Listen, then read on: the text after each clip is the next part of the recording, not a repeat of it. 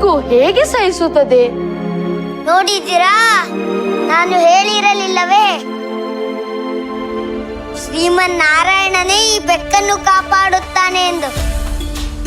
ಎಲ್ಲಾ ಜೀವಿಗಳನ್ನು ವಾತ್ಸಲ್ಯದಿಂದ ನೋಡುವವನೇ ನಿಜವಾದ ಭಗವಂತನು. ತಾನೇ ಭಗವಂತನೆಂದು ಹೇಳಿಕೊಳ್ಳುವವರು ಯಾರೂ ಭಗವಂತನಾಗಲು ಸಾಧ್ಯವಿಲ್ಲ.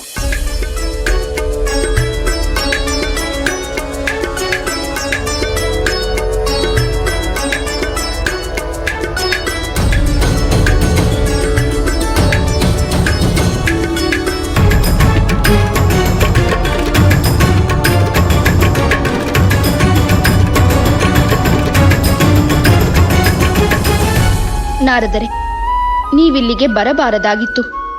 ಯಾರಾದರೂ ನಿಮ್ಮನ್ನು ನೋಡಿದರೆ ತೊಂದರೆಯಾಗುತ್ತದೆ. ಮಾತೆ, ನೀವು ಆ ಬೆಕ್ಕಿನ ರಕ್ಷಣೆಯನ್ನು ಮಾಡಿ ಪ್ರಹ್ಲಾದನ ವಿಶ್ವಾಸವನ್ನು ಉಳಿಸಿದಿರಿ. ಎಲ್ಲವೂ ಆ ಶ್ರೀಹರಿಯ ಇಚ್ಛೆಯಲ್ಲವೇ ನಾರದರೆ? ನಾರಾಯಣ ನಾರಾಯಣ, ಅದೇನು ನಿಜ ಮಾತೆ. ಆದರೆ ಈ ರಕ್ಷಣೆ ಎಲ್ಲಿಯವರೆಗೆ? ಹಿರಣ್ಯಕಶಿಪುವಿನ ಮುಂದೆ ಪ್ರಹ್ಲಾದ ಹೋಗಿ ಹರಿನಾಮ ಸ್ಮರಣೆ ಮಾಡಿದರೆ ಮುಗಿಯಿತು. ಅದರಿಂದ ಪ್ರಹ್ಲಾದನಿಗೆ ತೊಂದರೆ ತಪ್ಪುತ್ತದೆಯೇ? ದೇವರ್ಷಿಗಳೇ, ನೀವು ಪ್ರಹ್ಲಾದನಿಗೆ ಜ್ಞಾನವನ್ನು ಹಾಗೂ ಭಕ್ತಿ ಮಾರ್ಗವನ್ನು ನೀಡಿದರ ಅರಿವು ನನಗಿದೆ. ನಿಮಗೂ ತಿಳಿದಿರುವಂತೆ ನೀವು ನೀಡಿದ ಜ್ಞಾನವೇ ಪ್ರಹ್ಲಾದನನ್ನು ರಕ್ಷಿಸುತ್ತದೆ. ಜ್ಞಾನವು ತೋಳ್ಬಲಕ್ಕಿಂತಲೂ ಮಿಗಿಲಾದದ್ದು.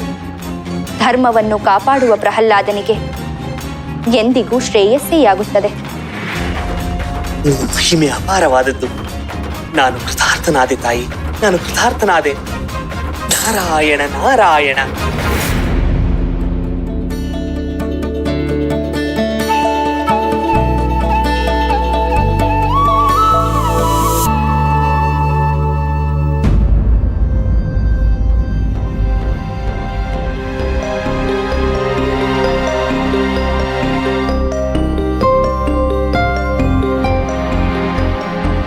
ನೀವು ಚಿಂತಿತರಾಗಿರುವಂತೆ ಕಾಣುತ್ತಿದೆ. ದಿನದಿಂದ ದಿನಕ್ಕೆ ಪ್ರಹ್ಲಾದನ ಉಪಟಳ ಹೆಚ್ಚಾಗುತ್ತಿದೆ. ಅವನಿಗೆ ನಾವೇನೇ ಹೇಳಿದರೂ ನಮ್ಮ ಮಾತನ್ನು ಕೇಳುತ್ತಿಲ್ಲ. ಮಹಾವಿಷ್ಣುವು ಭಗವಂತನಲ್ಲ, ಹಿರಣ್ಯಕಶಿಪುವೇ ಭಗವಂತನೆಂದು ಅವನಿಗೆ ಹೇಗೆ ಹೇಳುವುದು? ಗೌಪ್ಯವಾಗಿ ವಿಷ್ಣುವಿನ ಆರಾಧನೆಯನ್ನು ಬೇರೆ ಮಾಡುತ್ತಿದ್ದಾನೆ. ವಿಷ್ಣುವಿನ ಮೂರ್ತಿಯನ್ನು ಜೊತೆಗಿರಿಸಿಕೊಂಡಿದ್ದಾನೆ. ನನಗಂತೂ ಏನೂ ತೋಚುತ್ತಿಲ್ಲ. ಇದು ಹೀಗೆ ಮುಂದುವರಿದರೆ ಹಿರಣ್ಯಕಶಿಪುವು ನಮಗೆ ಮರಣದಂಡನೆ ನೀಡುವುದು ನಿಶ್ಚಿತ. ಇವನಿಗೆ ಪಾಠ ಮಾಡುವ ನಾವು ಮೂರ್ಖರಾಗುವುದು ಖಚಿತ.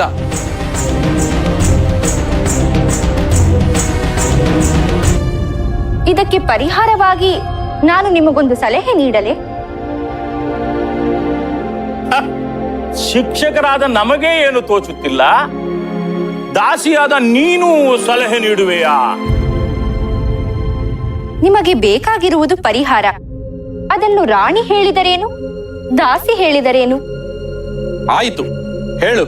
ಆ ವಿಷ್ಣುವಿನ ಮೂರ್ತಿ ಇದ್ದರೆ ತಾನೆ ಪ್ರಹ್ಲಾದ ಅದನ್ನು ಪೂಜಿಸುವುದು. ಆ ಮೂರ್ತಿಯೇ ಇಲ್ಲದಂತೆ ಮಾಡಿದರೆ ನಿಮ್ಮ ಸಮಸ್ಯೆ ಬಗೆಹರಿದಂತೆಯೇ ಅಲ್ಲವೇ? ಹೌದು, ಚೆನ್ನಾಗಿದೆ. ನಿನ್ನ ಮಸ್ತಕದಲ್ಲಿಯೂ ಸ್ವಲ್ಪ ಬುದ್ಧಿ ಇದೆ. ಮರ್ಕ, ಮೊದಲು ಆ ಮೂರ್ತಿಯನ್ನ ಮಣ್ಣು ಮಾಡು. ಹೇ ಸೇವಕಿ, ಈ ಕೆಲಸವನ್ನು ನೀನೇ ಮಾಡು. ವಿಷ್ಣುವಿನ ಮೂರ್ತಿಯನ್ನು ಯಾರಿಗೂ ಕಾಣದಂತೆ ಮಣ್ಣು ಮಾಡಿಬಿಡು.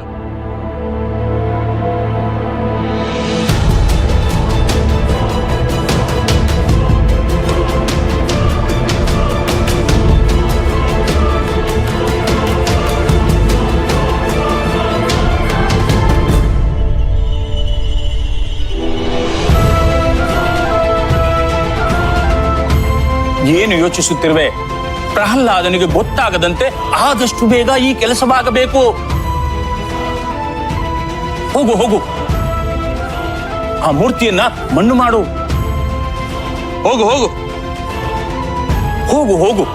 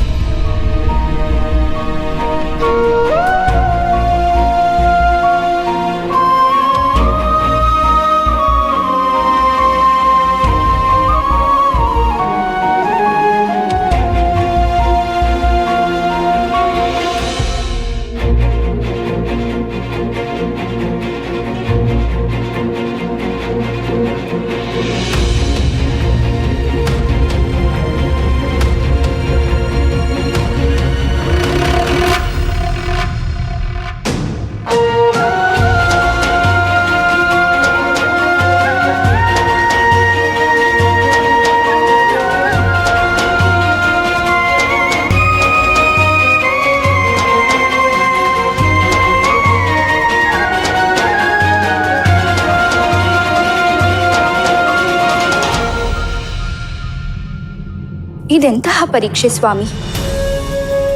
ನನ್ನ ಕೈಯಾರೆ ನಾನೇ ನಿಮ್ಮ ಮೂರ್ತಿಯನ್ನು ಮಣ್ಣು ಮಾಡುವ ಸಂದರ್ಭ ಬಂದಿದೆಯಲ್ಲ.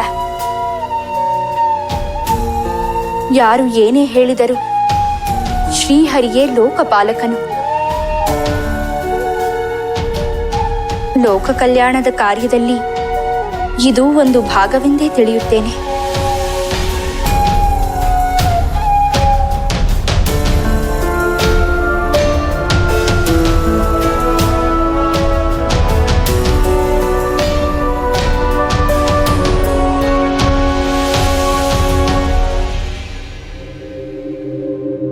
ಸೇವಕಿ, ನಿನಗೆ ಬಿಟ್ಟರೆ ಈ ಸಣ್ಣ ಕೆಲಸವನ್ನು ಮಾಡಲು ಪೂರ್ತಿ ದಿನ ತೆಗೆದುಕೊಳ್ಳುವಂತೆ ತೋರುತ್ತದೆ. ಹೋಗು, ಮೊದಲು ಅದನ್ನು ಮಣ್ಣು ಮಾಡು.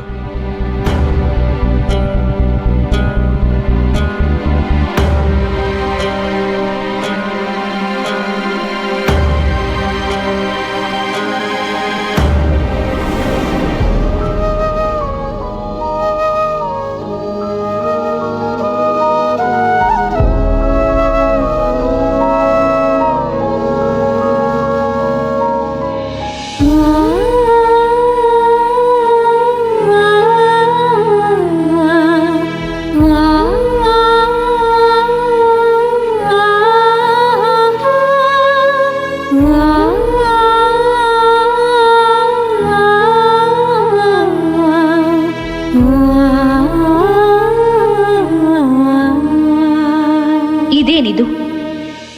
ನನ್ನ ಶ್ರೀಹರಿಯ ಪ್ರತಿಮೆಯನ್ನು ನಾನೇ ನಾಶ ಮಾಡುವ ಪರಿಸ್ಥಿತಿ ಬಂದಿದೆಯಲ್ಲ. ನನ್ನ ಸ್ವಾಮಿಯೇ ಹೇಳಿದಂತೆ ಏನೇ ಘಟಿಸಿದರೂ ಅದು ಲೋಕ ಕಲ್ಯಾಣದ ಸಲುವಾಗಿಯೇ ಅಲ್ಲವೇ? ಇನ್ನು ಏನೇನಿದೆಯೋ ಶ್ರೀಹರಿಯ ಲೀಲೆ.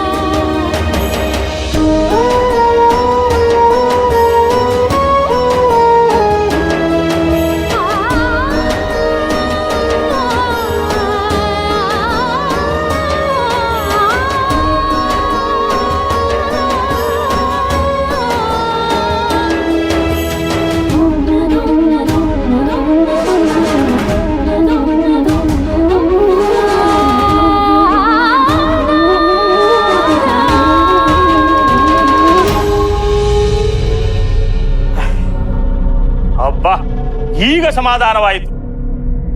ದೊಡ್ಡ ಕಂಟಕವೊಂದು ಕಳೆದಂತಾಯಿತು. ಇಲ್ಲ ಸಹೋದರ, ಪ್ರಹ್ಲಾದ ಆ ಮೂರ್ತಿಯಲ್ಲಿ ಹೋಯ್ತೆಂದು ಹುಡುಕುವುದಿಲ್ಲವೇ? ಹೌದಲ್ಲ, ಚಿಂತಿಸಬೇಡ. ಸ್ವಲ್ಪ ಹೊತ್ತು ಹುಡುಕಿ ಮರೆತು ಹೋಗುತ್ತಾನೆ. ಅಷ್ಟಕ್ಕೂ ಆ ಪ್ರಹ್ಲಾದ ಅದನ್ನ ಆಟಿಕೆಯಂತೆ ಇಟ್ಟುಕೊಂಡಿರಬೇಕು. ಹೌದೌದು, ಈ ಸಾಮ್ರಾಜ್ಯದಲ್ಲಿ ವಿಷ್ಣುವಿನ ಮೂರ್ತಿಯು ಕೇವಲ ಆಟಿಕೆಯ ವಸ್ತುವೇ ಬಿಡು.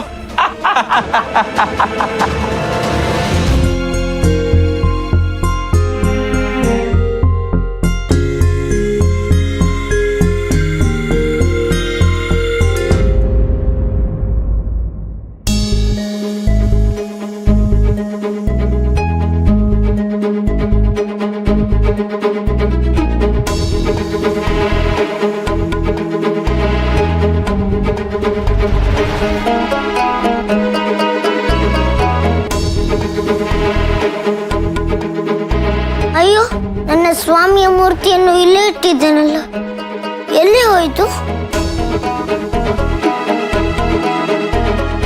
ಮಕ್ಕಳೇ, ಹೋಗಿ ಪೂಜೆಗೆ ಸಿದ್ಧತೆಯನ್ನು ಮಾಡಿ.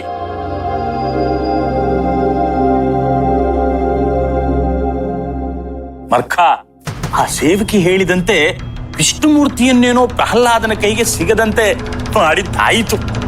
ಈಗ ಅದು ಹೇಗೆ ಆರಾಧನೆಯನ್ನು ಮಾಡುತ್ತಾನೋ ನೋಡೋಣ. ಗುರುವರ್ಯ, ಗುರುವರ್ಯ, ಗುರುವರ್ಯ, ನೀವೇನಾದರೂ ನನ್ನ ವಿಷ್ಣುವಿನ ಮೂರ್ತಿಯನ್ನು ನೋಡಿದ್ದೀರಿ? ಆ? ಏನು?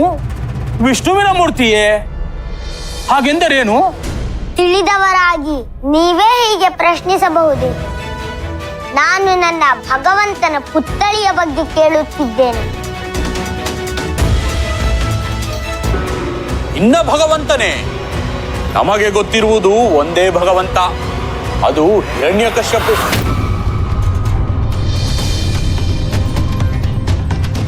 ಈಗ ಈ ಸೃಷ್ಟಿಯಲ್ಲಿ ಬೇರೆ ಯಾರು ಭಗವಂತನಿಲ್ಲ.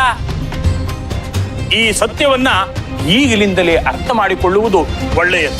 ಭಗವಂತನಿಗೆ ಕಾಲ ಕರ್ಮದ ಕಟ್ಟಳೆಗಳಿಲ್ಲ ಗುರುವರ್ಯ. ಭಕ್ತಿಯನ್ನು ಪೊರೆಯುವುದು ಭಗವಂತನೆಂಬ ಶಕ್ತಿಯು ಸರ್ವಕಾಲಕ್ಕೂ ಶಾಶ್ವತವಾದದ್ದು. ಅದು ಎಂದೂ ಬದಲಾಗುವುದಿಲ್ಲ. ನೀನೇಕೆ ಹೀಗೆ ಅಸಂಬದ್ಧವಾಗಿ ಮಾತನಾಡುತ್ತಿರುವೆ? ನಿನಗೆಲ್ಲೋ ಭ್ರಮೆ ಇರಬೇಕು. ನಿಮ್ಮ ತಂದೆಯವರಾದ ಹಿರಣ್ಯಕಶಿಪು ಬ್ರಹ್ಮದೇವರಿಂದ ವರ ಪಡೆದು ಭಗವಂತರಾಗಿದ್ದಾರೆ. ಈ ಸತ್ಯವನ್ನ ನೀನು ಒಪ್ಪಿಕೊಳ್ಳಬೇಕು. ವರ ಪಡೆದಾಕ್ಷಣ ಯಾರೂ ಭಗವಂತನಾಗಲು ಸಾಧ್ಯವಿಲ್ಲ.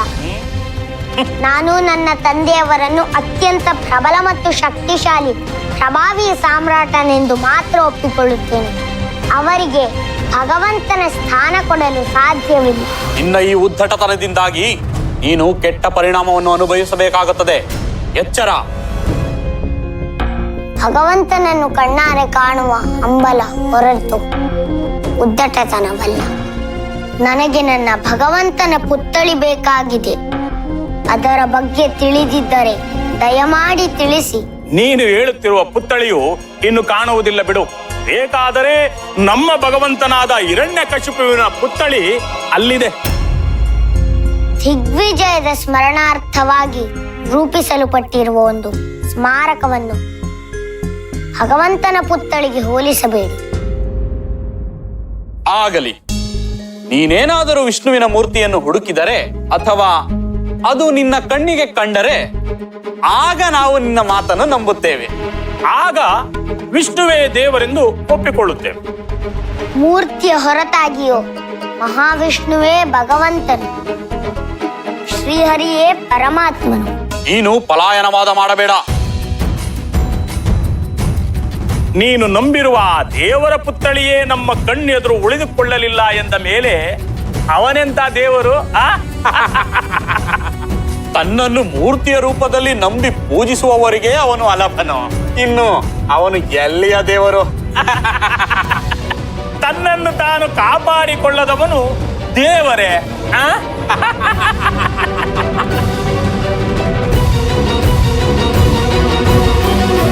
ಪ್ರಹ್ಲಾದ, ನೀನು ಆಹಾರವನ್ನು ಸೇವಿಸದೆ ತುಂಬಾ ಸಮಯವಾಯಿತು. ತೆಗೆದುಕೋ ಇದನ್ನು. ನನಗೆ ಬೇಡ. ಯಾಕೆ ನಿರಾಕರಿಸುತ್ತಿರುವೆ? ನಿನಗೆ ಹಸಿವಾಗುವುದಿಲ್ಲವೇ? ಶರೀರಕ್ಕಾಗುವ ಹಸಿವು ನನ್ನನ್ನು ಬಾಧಿಸುವುದಿಲ್ಲ. ನನಗೆ ಬಲವಂತ ಮಾಡಬೇಡ. ಸ್ವಲ್ಪವಾದರೂ ಸೇವಿಸು ರಾಜಕುಮಾರ. ಇಲ್ಲವಾದಲ್ಲಿ ನಿನ್ನ ಆರೋಗ್ಯ ಹದಗೆಡುತ್ತದೆ. ಚಿಂತೆ ಇಲ್ಲ, ಏನು ಬೇಕಾದರೂ ಆಗಲಿ.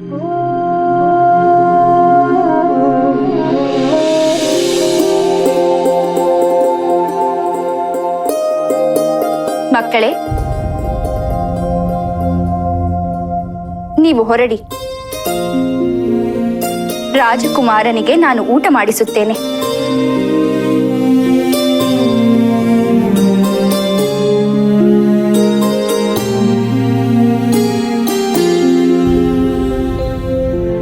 ರಾಜಕುಮಾರ, ಏಕೆ ಹಠ ಮಾಡುತ್ತಿರುವೆ? ನಿನ್ನನ್ನು ನೀನು ಹಿಂಸಿಸಿಕೊಳ್ಳುವುದು ತಪ್ಪಲ್ಲವೇ? ಶರೀರ ಮಾಧ್ಯಂ ಕಲು ಧರ್ಮ ಸಾಧನಂ ಎಂಬ ಮಾತು ನಿನಗೆ ತಿಳಿದಿಲ್ಲವೇ? ನನಗೆ ಎಲ್ಲವೂ ತಿಳಿದಿದೆ. ಆದರೆ ನನ್ನ ಭಗವಂತನ ಪುತ್ಥಳಿಯಲ್ಲಿದೆ ಎಂದು ಮಾತ್ರ ತಿಳಿದಿಲ್ಲ. ಅದು ಸಿಗುವವರೆಗೆ ನಾನು ಯಾವ ಆಹಾರವನ್ನು ಸೇವಿಸುವುದಿಲ್ಲ. ಆಗಲಿ, ನಿನ್ನ ಮಾತನ್ನು ನಾನು ಒಪ್ಪಿಕೊಳ್ಳುತ್ತೇನೆ. ಆದರೆ ಆ ಪುತ್ಥಳಿ ನಿನಗೆ ಏಕೆ ಬೇಕೆಂದು ಹೇಳುವೆಯಾ? ಪೂಜೆ ಮಾಡಲು, ಕಣ್ತುಂಬಿಕೊಂಡು ಆರಾಧಿಸಲು, ನನ್ನೆದುರೇ ಭಗವಂತನಿದ್ದಾನೆಂದು ಭಾವ ತಂದುಕೊಂಡು ಸಂಭ್ರಮಿಸಲು. ಅದಕ್ಕೆ ನಿನಗೆ ಪುತ್ಥಳಿಯೇ ಬೇಕೆಂದೇನಿಲ್ಲ. ಪುತ್ಥಳಿಯ ಹೊರತಾಗಿಯೂ ನೀನು ಆ ಸ್ಥಿತಿಯನ್ನು ತಲುಪಬಹುದು. ಅದು ಹೇಗೆ? ನಿನ್ನ ಆರಾಧ್ಯ ದೈವನಾದ ಶ್ರೀಹರಿಯು ಸರ್ವಾಂತರ್ಯಾಮಿ ಎಂದು ನೀನು ಒಪ್ಪಿಕೊಳ್ಳುತ್ತೀಯಾ? ಖಂಡಿತವಾಗಿಯೂ, ಅದರಲ್ಲಿ ಯಾವ ಅನುಮಾನವೂ ಇಲ್ಲ. ಹಾಗಾದರೆ ನೀನು ಭಕ್ತಿಯಿಂದ ಕಣ್ಣು ಮುಚ್ಚಿಕೊಂಡು ಶ್ರೀಹರಿಯನ್ನು ನೆನೆದರೆ ಸಾಕು. ಖಂಡಿತವಾಗಿಯೂ ಅವನು ನಿನಗೆ ಕಾಣಿಸಿಕೊಳ್ಳುತ್ತಾನೆ. ಹೌದೇ? ನೀವು ಹೇಳಿದ್ದು ನಿಜವೇ? ಬೇಕಾದರೆ ಅದನ್ನು ಈಗಲೇ ಪರೀಕ್ಷಿಸಬಹುದು. ಓಂ ನಮೋ ನಾರಾಯಣಾಯ ನಮಃ. ಓಂ ಸಹಸ್ರಶೀರ್ಷ ಪುರುಷಃ ಸಹಸ್ರಾಕ್ಷ ಸಹಸ್ರಪಾತ್ ಸಭೂಮಿಂ ವಿಶ್ವತೋ ವೃತ್ವಾ ಅತ್ಯತಿಷ್ಠತ್ಥಶಾಂಗುಲಂ. ಸಹಸ್ರಾಕ್ಷ ಸಹಸ್ರಪಾತ್ ಸಭೂಮಿಂ ವಿಶ್ವತೋ ವೃತ್ವಾ ಅತ್ಯತಿಷ್ಠತ್ಥಶಾಂಗುಲಂ.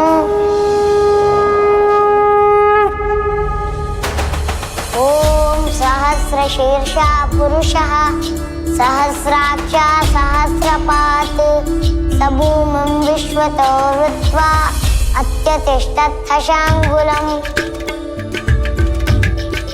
ಸಹಸ್ರಾಕ್ಷ ಸಹಸ್ರಪಾತ್ ಸಭೂಮಿಂ ವಿಶ್ವತೋ ವೃತ್ವಾ ಅತ್ಯತಿಷ್ಠತ್ಥಶಾಂಗುಲಂ.